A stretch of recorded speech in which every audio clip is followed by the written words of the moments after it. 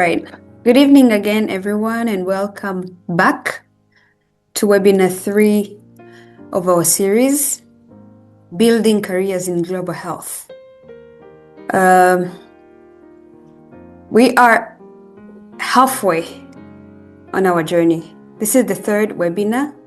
We have 2 other webinars remaining, and we're putting brick on a brick after brick as we're building careers in global health. So welcome. My name is Mignon Umuregwa. I'm always here talking to you, so many of you already know me. I am a graduate student. I'm doing master's degree program in global health security at USA University.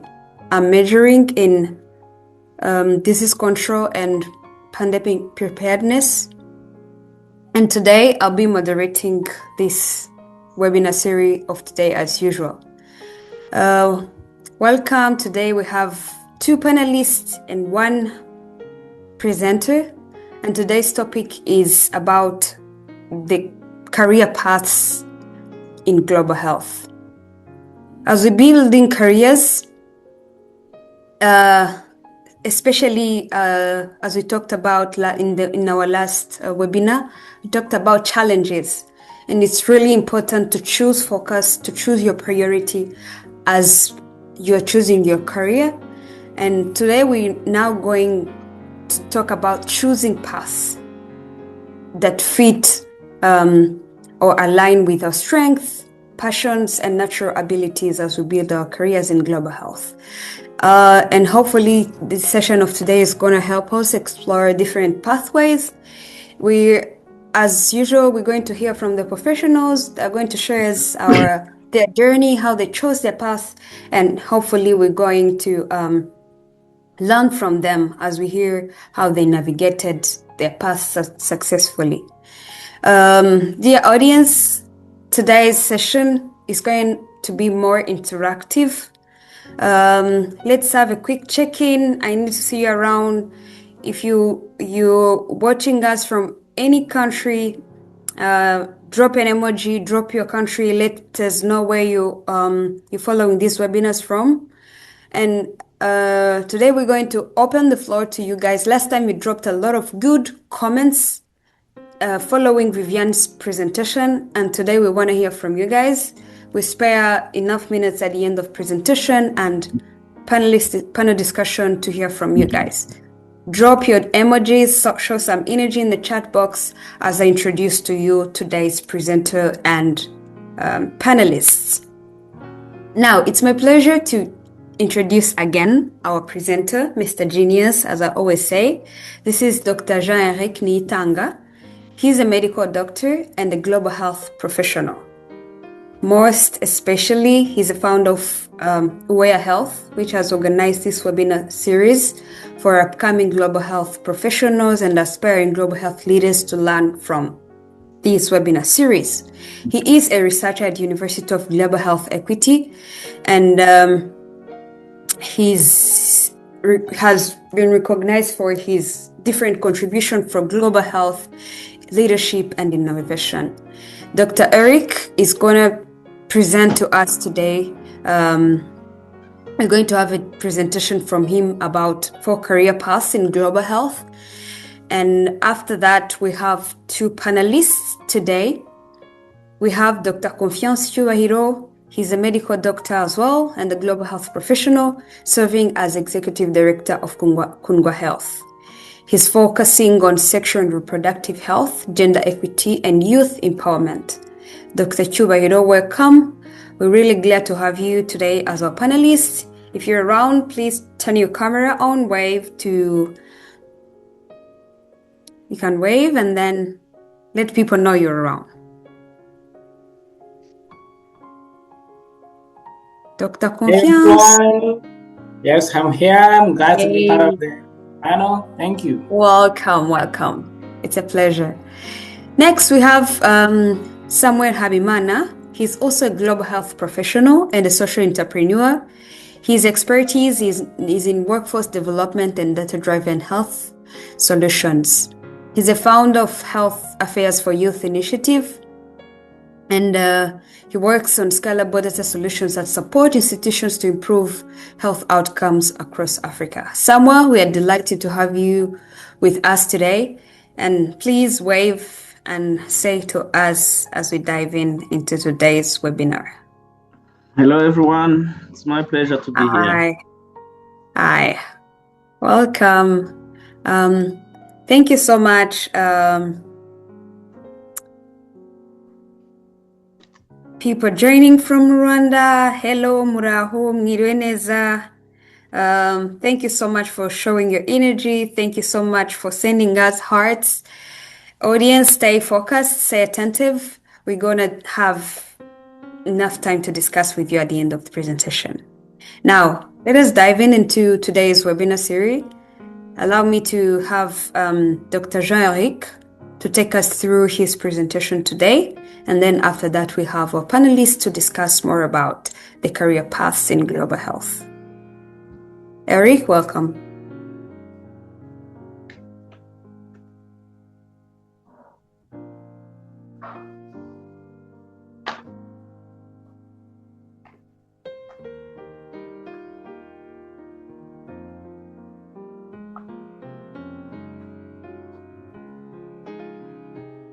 Sorry.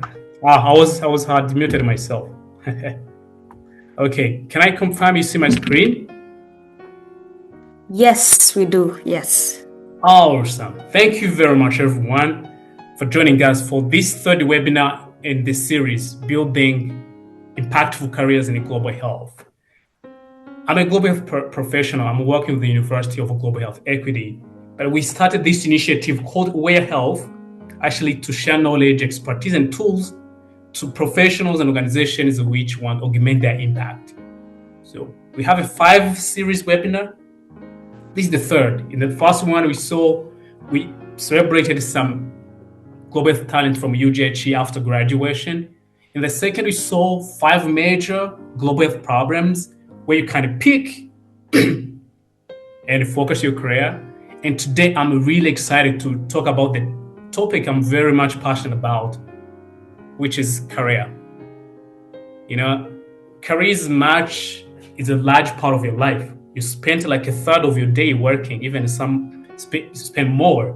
So it's important to pick a career which is fitting you, which is impactful, which makes your life meaningful.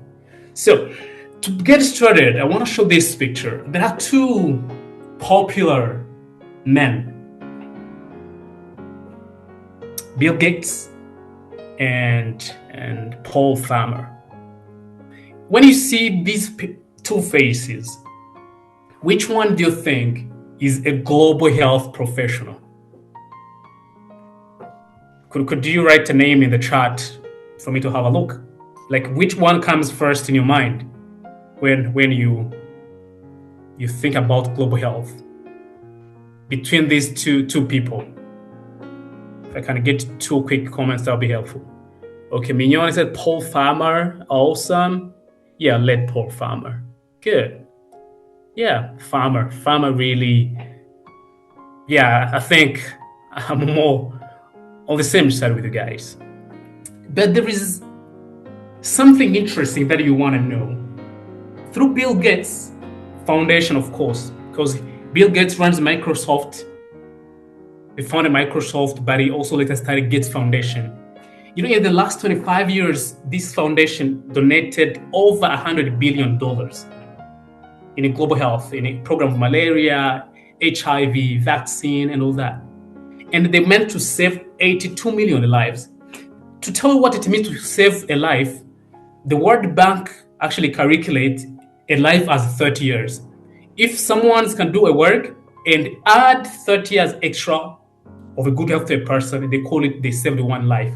For example, doctors, some research I came across, they show that doctors save like 120 years of people. So divide by 3, you find actually like a medical doctor in their entire career save like 4 lives. But Bill Gates saved 82 million lives. You can take this million and times 13 to see how many years. So then this should lead us into the interesting concept I learned in the book called 80,000 Hours. It's a book that talks about developing a career, how you find a meaningful work, fulfilling career. They assume that if you work 8 hours, 4 hours a day, then you work maybe like 20 years, you work 8,000 hours through your career. In chapter 4, they talk about how to which career actually help people the most, and why the ideas you've heard for doing good with your career aren't the best. Growing up, they taught us that the best work we can do is to become a doctor, or to become a teacher, or you want to become a lawyer, because that's where you can impact the community around you. This book challenged me to think about career broadly and to see actually how do you build a career which help people the most. And today I will talk about these 4 career paths. We are focusing in global health, but actually in any field that you want, there are these 4 paths people take. But I highlight the last one, direct work, because that's what most people are familiar with. Because they care about medicine, they want to become a doctor. They care about education, they want to become a teacher. They care about justice, they want to become a lawyer. That's a direct work. But in this book, actually, which I adopted this presentation, discusses about 4 career paths you can choose. And I want to apply them in a global health so that you can see the possible path you can take actually. Earning to give, that's philanthropists and donors, advocacy, research, and direct work. We're going to do this in less than 10 minutes. It's a few slides so that our panelists can actually share about this. And also you can have a discussion.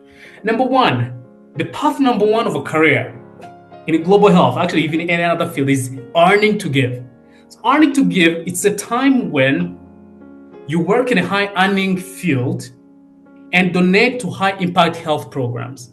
Bill Gates is an example. He runs a software company, Microsoft, but he earns so much money that he has enough even to donate into these programs he cares about: malaria, child maternal health, and he has really meant to save 82 million lives in the last 25 years. And actually they plan to do 200 billion in the next 25 years as well. So people can do some careers where you can do this. They are the high earning career, like starting a business, a software company like Gates, quantitative trading, where people are trading all these finance industries. They can make more money. Consulting and management, startup, working for a startup, software engineers, data scientists. These are in the book they recommend that these are most of the current careers which make more money, they earn high, so that you can be able to donate for things you care about. So basically, you don't need to be a doctor to work in a global health or to work for an NGO. This is one way. It's hidden, but there are people who are doing this, philanthropists who are making really a big impact in global health by earning much so they can give. So for example, there's an example of a software engineer who earns 250,000 per year, and an NGO which works on malaria earning 65. This guy, engineer, can donate 125,000, and they live on 125,000. But look at the CEO of an NGO who is working on malaria every single day. Direct work, of course, CEO does better. The other one doesn't do a much of direct work, but their donation actually can cover salaries of almost 2 CEOs of an NGO, or they can run operations. So this is one way. I don't want to go into details. So you can see WHO actually funding in global health in 2024. Gates Foundation actually was the major contributor to WHO in terms of finances. Another one I wanted to look at it, others are most are governments, but Rotary International is a charity organization. Actually, I'm a part of it. These are the people who put money together, they collect money from different clubs and they donate. So career, earn, to give. Next, career which many people don't talk about. So when you think of Paul Farmer, but he's called Muganga, means a good doctor. But much of his work actually was at Advocacy. When he was working in Haiti, there was a problem of TB, multi-drug resistance TB. But people who had no access to medicine were in the West, they had medication for TB. He did a lot of advocacy so people can have access to those medications. So this is the work where you promote policies and ideas that improve health systems. So you can work in a government, be a policy advisor or something like that. People become politicians and they work on a policy spaces. Managers and the grant makers at influential organizations, let's say Clinton Chai or Japai, these organizations which donate, we have money. They need a manager who can influence where the money goes, the grant makers. So it's another option. You can advocate for some cause. In the World Bank, I remember when Jim Kim started working in the World Bank, the World Bank priorities really focused in health because Jim Kim was a co-founder of Paul Pharma and Partners in Health. This is just because this is what he believed in as a cause. By being in a position of influence, he managed to contribute to global health. So working in international organizations, some people in the media and journalists, writers, promote those ideas. This is a pathway you can take and contribute to global health. Third, close to the second, to the last, is research. There is a concept of evidence-based practice in medicine and health. If you prescribe malaria, give Quartem this amount, where do you think it came from? There's some researchers in the lab who worked on that. Vaccines, COVID vaccine, and Marburg vaccine.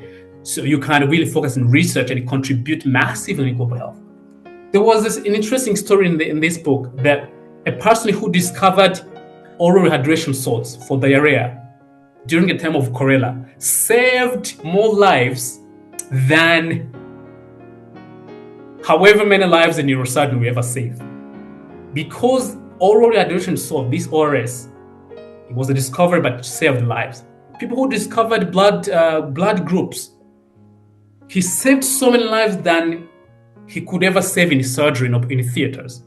So these are also career paths. They don't teach you about that mostly, but it's a path you can choose and make a big contribution. Population health, policy, and all that. So this is the path you can choose. Like for currently, it's part of the work that I do at UGHE in research on palliative care. Because we believe that the findings we get, the insights, influence how policies are designed and influence how care is delivered. This is another path you can take. The last one, hello, doctors and nurses and people who want to work in NGOs directly, people who don't want to do state type of business, who want to be manager of health facilities. Here's where you do the hands-on thing, provide service directly. This is very important. Many people enjoy this because there is more satisfaction that comes by interacting with the last beneficiary. So NGO work, doctors, nurses, so all these Doctors Without Borders, all these are direct work you can do as well. So it's another interesting option in global health, but don't be limited with this. Then the last question I want to end with, these global health issues we discussed last time, these are the major priorities in global health. NCDs, infectious disease and antimicrobial resistance, nutrition, child and maternal health, weak health systems, and inadequate public goods, including vaccines and diagnostics. Which one do you want to work on? But again, which path do you want to take? Remember the 80%, 80-20 rule, Pareto rule, that actually usually 20% of outputs come from, 80% of outputs come from 20% of inputs. Basically, like 10% of professionals in one field contribute close to 80% of the outputs. Some studies say 50, but yeah, a small proportion contribute the largest. Why? Many people go into things where they are average. So I would say when you're choosing what to do, which path, find something where you have a higher chance to excel, so you can be among the 20% people who contribute 80%. This is what we're going to focus on next time in the next webinar, looking at how to position yourself. This started with understanding where you can excel. Thank you very much. These are the 4 major career paths in global health that we discussed today. only to give, be rich, make more money, do advocacy work, change policies, do research, bring evidence that change how we do things, and you can do a direct work, NGO or work in health facilities. Thank you so much. Thank you so much, Eric. Thank you so much for the insightful presentation. And please, Eric, kindly check if we have some people who need to be admitted.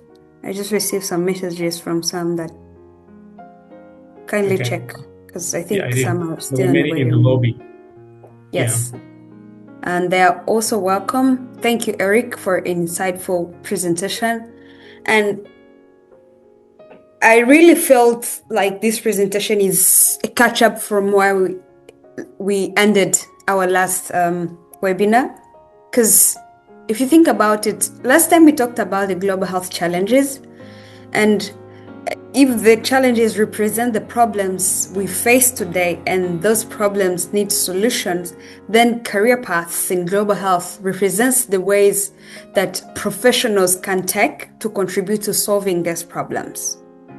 In other words, career paths, understanding career path is one of the ways to answer the questions or the challenges we discussed about last time. So,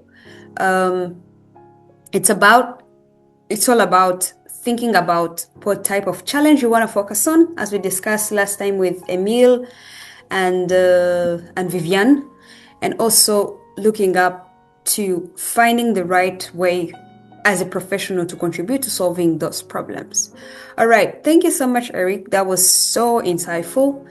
And as usual, we're now going to dive into real world with the professionals. As introduced to you, today we have Dr. Confiance and also Samuel Habimana, and they're going to, first of all, share their journey. As usual, that's what the first thing we begin with, and they're going to tell us how they chose their career path. I briefly talked about what they do, their bio, but at the moment, share us how you chose your career path in global health, and please tell us like some of your key responsibilities and challenges that you encounter in your path as you solve one of the global health challenges we discussed, and then just help us explore how global health work looks in practice. We're now going to begin with Dr. Confiance, and then we have Samuel Habimana next. Let us try to be brief as possible, because today, as I said, we really want to hear from the audience as well. Confiance, you're welcome. Yeah, thank you so much, everyone. Thank you, Dr. Eric, for such a great introduction for such a panel, and having me as part of the panel. It's a great honor and a great privilege to share my journey with my colleagues, young brothers and sisters, and fellow global health professionals and advocates at large. So, my name is Confiance Chubahiro. I'm a medical doctor by profession and training, with strong interest in global health, community health systems, maternal health and child health, particularly on sexual and reproductive health part. So I'm a co-founder and executive director of Congo Health, an initiative that was really founded to bring about global health solution, or to bring about change into our communities with fellow medical students who are currently all medical doctors serving in two different career paths. Like we are going to see some like me currently with more interest into research, others now directly serving, like Dr. Eric said, while others are also doing their part into advocacy part. Like all we aim differently as the journey continues. So my journey into global health, I can say it really began during my medical training when I realized that many of the health challenges we see in clinical settings in the community are deeply rooted in the social determinants of health, such as poverty, gender inequality, lack of access to health information. So with seeing this, my interest was like, what can I do to my community? What can I do in my health setting or where I am as a medical doctor? With this, I came to realize that as a medical doctor, one, I have medical knowledge that can help bring about change in my community, but also bring about solutions to the patients, as well as bring about knowledge of prevention to the community, which made me a medical doctor at Kiziguro Hospital, like Migi introduced, but also founder and executive director at Kundwa Health, which helped to have exposure to challenges in clinical settings and bring about solutions to prevent what could bring such patients to our clinical settings. So, first-hand preventive conditions like maternal health complications, gender-based violence, adolescent reproductive health issues can be fast prevented or prevent the complication within our communities. This experience pushed me forward into public health leadership, community health interventions, like having interventions on mental health management, that is menses. It was like I saw on the webinar, we have many, if I can say, menses is a normal physiology to our sisters. So it's sometimes challenging, but with its challenges, we can bring about solutions which can make our sisters comfortable, as well as do their regular work, attend their schools. So as change makers, bring about the solution that they can have into their career, into their work, so that they can live happily within our communities. So with this, interest came into research where I realized that we have a gap in data that are available in our settings, in our country especially, so that interest in research made me to bring about or to learn more about research so that I can contribute along the way to avail information, avail evidence to bring about such solutions to our settings, which made me to, like when I was still in medical school, I was joining SCORI, that's Standing Committee on Research, so that I can learn more about research, joined RBC clinical trial team to learn about research, so that as I advance my career, I gain knowledge, skills needed to have evidence-based solutions available to our communities, to our patients at large. So with this, if I can come to challenges, challenges sometimes stem from knowledge gap, because you find as medical schools, you are learning from our seniors who have no clue or who have no experience, who have no knowledge about the research you want to dive into. Mm-hmm. So as a student, you have to work hard, do more research, if I can say, to have the information you need, the knowledge you need to carry out such research. As you advance, issue also comes to finances or economic status, which also might challenge the research you want or you like to carry, which will require finances. So with this, requiring to raise funds, do clinical work, which I sometimes do everything possible so that you can realize your career path, so that you can bring about the change you want to see in our communities. This also same time that made me to dive into the global health as master's student, currently pursuing global health with major into sexual and reproductive health, gender, sex, and reproductive health, but also to have such knowledge so that I can keep growing into research, I can keep growing to bring about evidence-based interventions to bring about solutions into our communities. If I can stop here to discuss more within the panel discussion, I can say thank you. Thank you so much, Dr. Confiance, for I liked how you really describe it as part of your day-to-day work and how it looks like in your role. As he said, he's a medical doctor at Kiziguro District Hospital, which means he's into the fourth path that Eric called direct work. And he has also contributed to different research initiatives at Rwanda Biomedical Center. Thank you so much for giving a very good, insightful advice, passion, and doing more research, as in being eager to following what you really want to solve as part of the challenges, and that automatically brings you to part of the career that you want to take. I'm really that was so very insightful. Thank you so much, Dr. Confiance. And then let's have Samuel Habimana. Audience, please drop your questions as we're about to head out to the Q&A session. Samuel, go ahead. Thank you. Yes, thank you. Thank you very much, Ms. Mignon.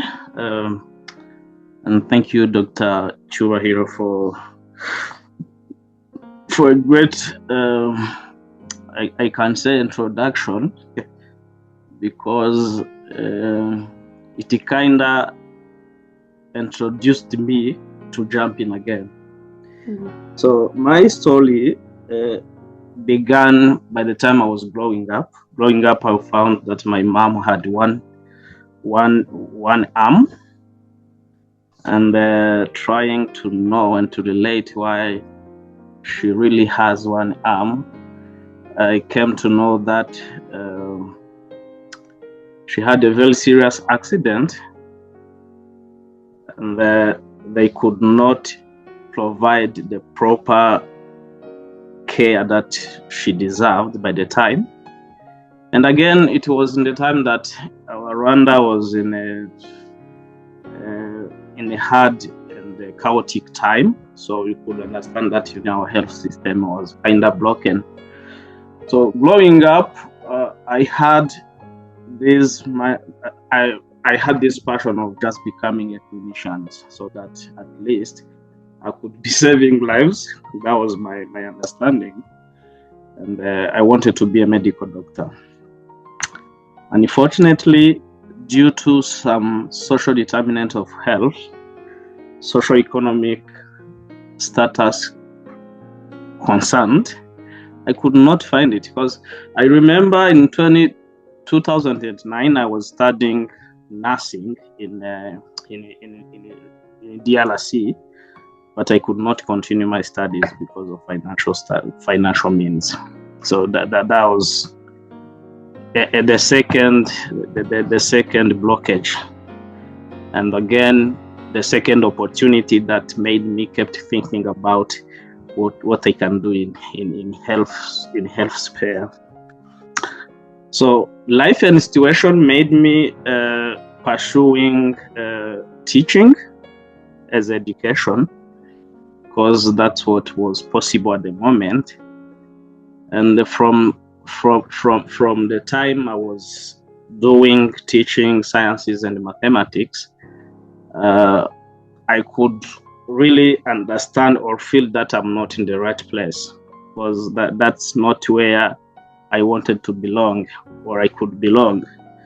So that's when in 2018, when I was finishing my Bachelor of Science in Integrated Sciences Education at University of Rwanda, I decided to also apply for another bachelor's degree in healthcare management from Southern New Hampshire University through a College for America program that was being part of Kepler program. By the time it was Kepler program. So why did I choose that path as well? It was for me to to understand why in healthcare, on the health system, are we still seeing the inequalities, or why are we still losing some lives? Because I could even, though I was not that much into health industry by the time, from, if I can say, from 2009 to 2018, but I could be following up what is happening, whatever and whatever. And when I come back, I remember by the time in our community, a young lady, she was 13 by the time, it was in 2012, she got pregnant, and because at the health center they could not give her service or any information regarding her health, she decided to do an abortion, which made her lose the life. And it also happened that community, my community. So all those things made me kept thinking, like, maybe I have something I can do in this particular space. By the time I was an artist, I used to be a musical artist, and I tried using art, creative art and music as a medium to do some campaign, to gather together the community or produce some of the music that would portray some of the messages showing that these little girls and young people are our sisters and our brothers, that we need to understand them, we need to educate them, that they are facing the issues not because they really want, but because they don't have that particular knowledge. So having all these challenges that I'm talking about, that's when the idea came where we had to come up with an initiative that can be working in intersection of health, but focusing on the health affairs that are particularly for the youth or the young people initiatives. So that's what made us work on what you call Health Affairs for Youth Initiative, which is a youth-centered social impact organization,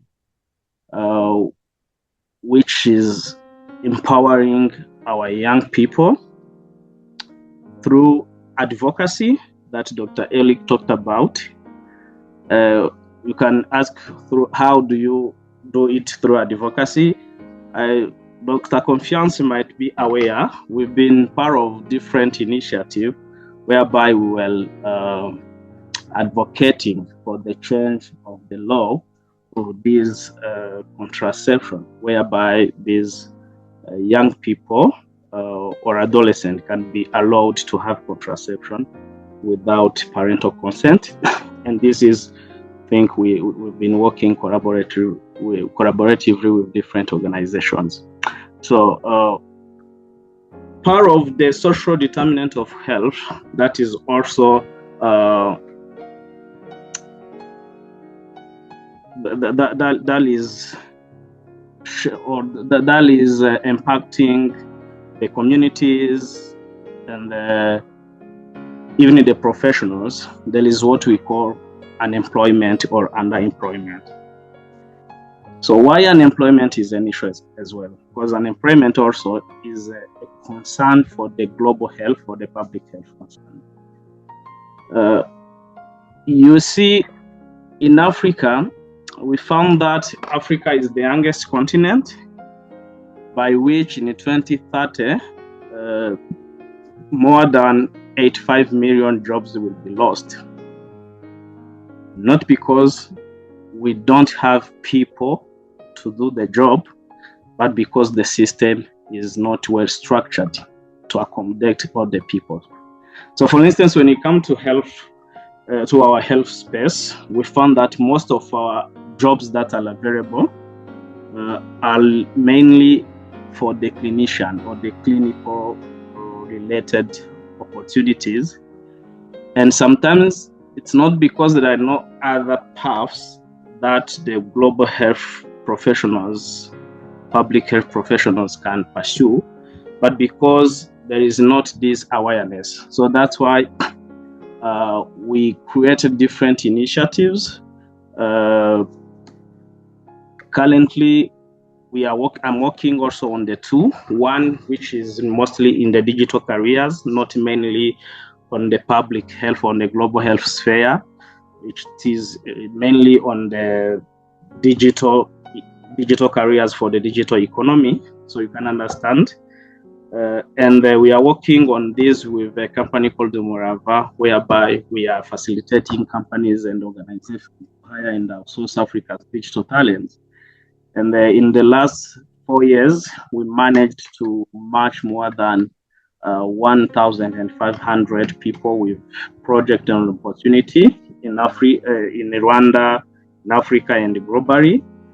And we facilitated more than 500 companies to access digital quality talents here in Rwanda. So now we are also putting effort in making sure that the public health and global health and non-clinical healthcare professionals also are getting the space, because the way the system is structured, it's kind of it's hard for them. And if you can see the statistics, how it is for the non-clinical roles to people to get the opportunities or employment. Dr. Alik talked how he is much passionate about career. Possibly he can relate. So it's very hard. So that's what we are trying to make sure that we leverage the African health expertise to make sure that we create dignified works for the professionals and we help the institution to work. So this is currently what we are working on, and that's what made me, from what I talked in the beginning, the challenges, the issues and everything, that's what made me really go deeper into learning healthcare management, to know how is the health facilities being managed. Then I moved to doing a master's at Global Health Equity, University of Global Health Equity, to really understand the global health disparities, to know why are really our young sisters, our young generation facing the issues they are facing. How can we empower the women, and how can we make sure that we are not leaving anyone behind? So this is mainly the job I'm currently working on. Thank you so much, Samuel. That was so insightful. So thank you so much, and thank you so much for both of you for sharing your journeys. And I think the audience can agree with me, considering even the previous panelists that we had. It is clearly that from their experiences, it's obvious that there is no single path to global health. Careers in this field often involve a combination of different things, but one single common thing that all of the panelists all talked about is about passion, is about practical experience, is about education, and also that passion of responding to real world health needs. So both of you, Confiance and Samuel, thank you so much for your stories and highlighting how different backgrounds of yours shaped your opportunities and led into the career paths you took to make meaningful contributions today in global health. Now, 10 minutes to go. I'll spare this time to the audience as I promised, and I can see we already have a lot of questions coming in. Let's look at it. We have Odette Nishimne. Odette asked, how can people in developing countries align their passion for global health with the career opportunities available to them? This is a question. She did not specify either is it for the panelists or the presenter, but I'll leave it open to either Eric, Samuel, or Confiance. Anyone who has the answer to this can answer to Odette. Yeah, I see a hand by Christella. Can you give me just a minute to think about it? And I can respond afterwards. So thank you, Odette, for bringing up this question. The question is, how can people in developing countries align their passion for global health with the career opportunities available to them? So one thing I believe the people need to do first is to identify their niche in the global health sphere, because there are so different niches in the global health. So you need to know where do I need to be. So Dr. Ehrlich shared about 4 careers, but there are so many more than that. So do I need to be a researcher? How can the research I want to be part of will contribute based on what I really want or what I really need? So after identifying the niche, you need also to know the skill set. So if I want to be a researcher, what is really needed for someone to be a good researcher? Or are there any problems this research that I want to be part of will be solving? Then you do a self-assessment for you to know whether you have the needed skills or competencies for you to do that. So then you've seen that you have the skills, you go on. If you don't have, you start building the skill set. You might be taking like some short courses. You might see that this particular career wants you to have a kind of experience. Then you start doing the internship and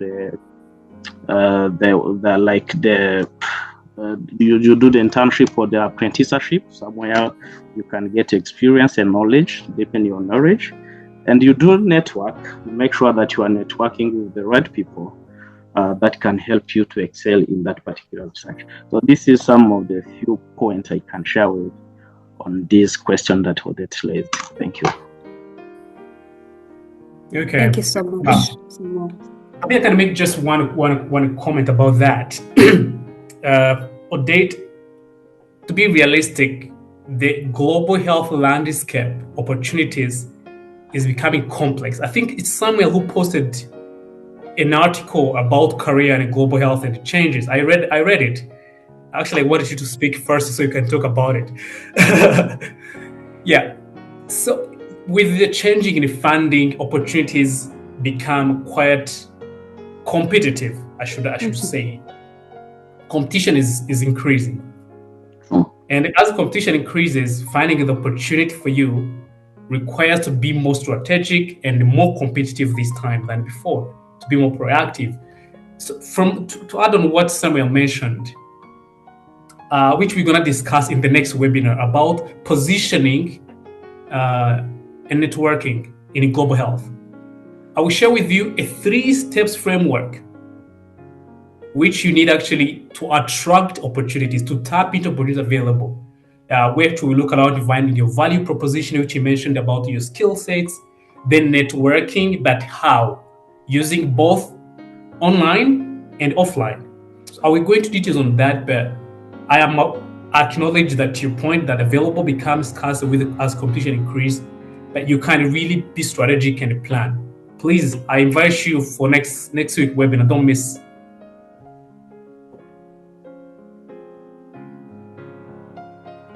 Everyone, as you heard, you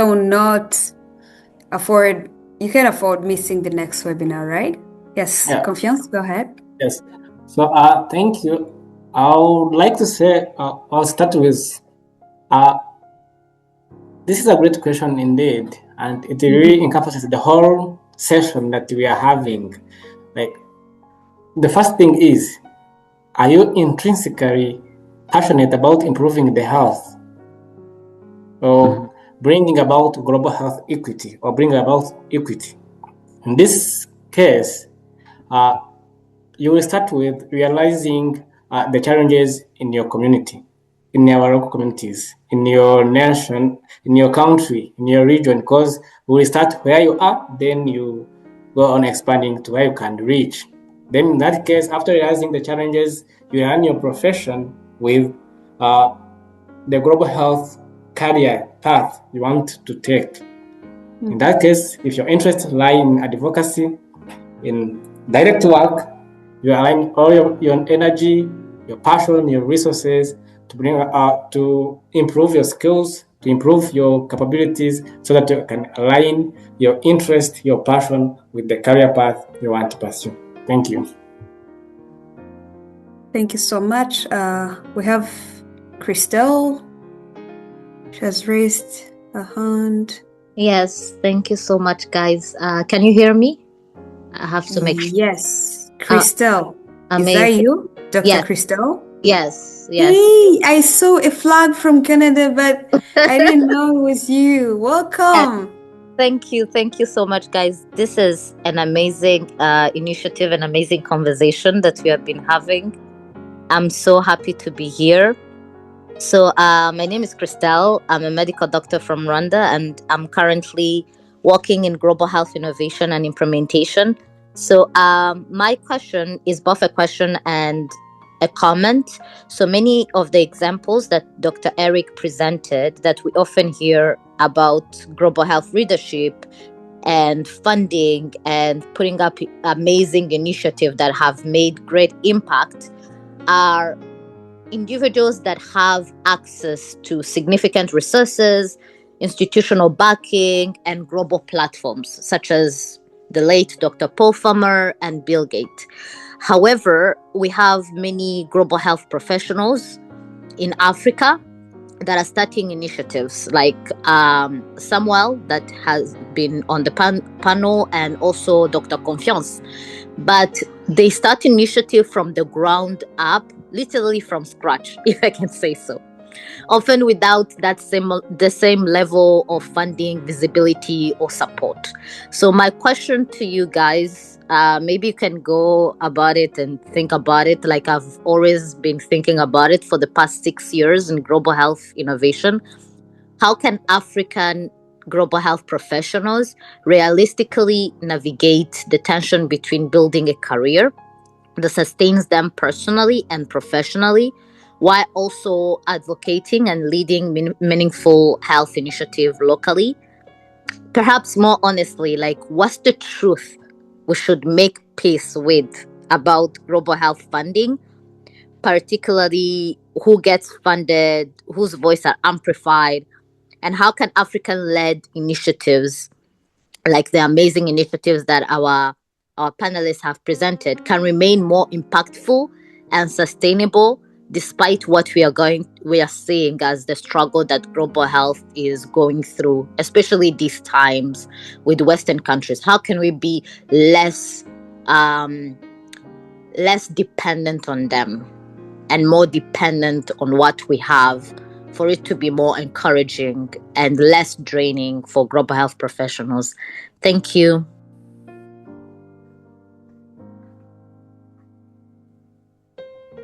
Thank you so much, Dr. Christelle. Oh my God, such a great question. And I don't know what Dr. Eric thinks, but I think this is a whole topic itself. It deserves like a whole webinar to talk about this, because this is a very big problem. And currently, we know how much we're suffering after President Donald Trump cut off the big funds that we've been receiving, specifically in health sector. And yeah, most of the initiatives that depended on funds are now suffocating. And of course, they had the impact they were bringing in health system of Rwanda. So, it's almost time. I don't know if Dr. Eric, are you there? Do we go to this question, or? Yeah, I think it's really important. We can just go quickly, take extra 3 minutes. We talk just 1 minute, and Confiance there, and there's somewhere there on the ground they can talk more about that. Kiki, thank you for raising that. it's something I know and really care about and experience in my work. I see how the priorities keep shifting because of who is funding, who is cutting funding, and all that. I'm aware of that. And when we were starting this Aware Health, we had a concern. Should we go NGO approach or for-profit approach? Because most of global health initiatives young people start, they think, well, I start an NGO, I apply for a grant, get the money, run it, something like that. Which is difficult because now we are depending on externals funding. You don't know where they come or not. When they come, what they tell you to do and what not to do, bring all the confusion. And with the team, we discuss and we say, okay, we're gonna go for profit. We're gonna try to build the services which are valuable, which are needed, which are contextualized, that someone local, someone here in Rwanda, an organization can pay. Like most of the training programs we are designing, we already have a program in research communication, which academic institution we are targeting that they can buy, and we help their researchers communicate better and amplify the impact of their work. So that's how we chose to go for profit, create really value, which is targeted to the need of the person who can be able to pay you. At least even if it can be a government, but these self-sustaining programs which generate revenue, I think it's one of the ways I think about innovation in global health, especially for African initiatives. Mm-hmm. You mean social enterprises like the work Samuel is doing? Yeah, let them talk about that. Quickly say how they're navigating that challenge. We need to hear Yes, life experiences. Thank you. Thank you, Dr. Elik, and thank you, Christelle, for raising this. The good thing, maybe it's for others to really know, but for Christelle, because Christelle is also part of this movement we are driving. So for us at High, to sustain our impact and initiative, we are making sure that we bring the layer of what we call a hustle group, which is Health Affairs and Social Opportunities, which is a for-profit company that will be providing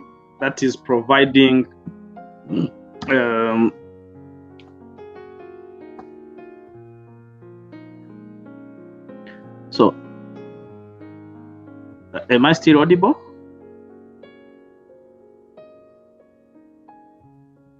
Yes, we can hear you. Okay. Go ahead, please. Yes, so which is providing some services that other institutions and individuals can buy. So to mean we have a business model that can generate income and revenues that can help us to learn also the other social impact initiative. So we are not only depending on the external funders to sustain our initiative and impact. And again, there is this thing, if you are still at the early stage careers, you need also it's good to have a career, but sometimes if you want to sustain your career, you can also have a job. I don't know if you really know the difference between a career and a job. So you can also try to have something you can do that can give you money, and from that money, you can even get a portion of it to invest in your initiative and your businesses as well.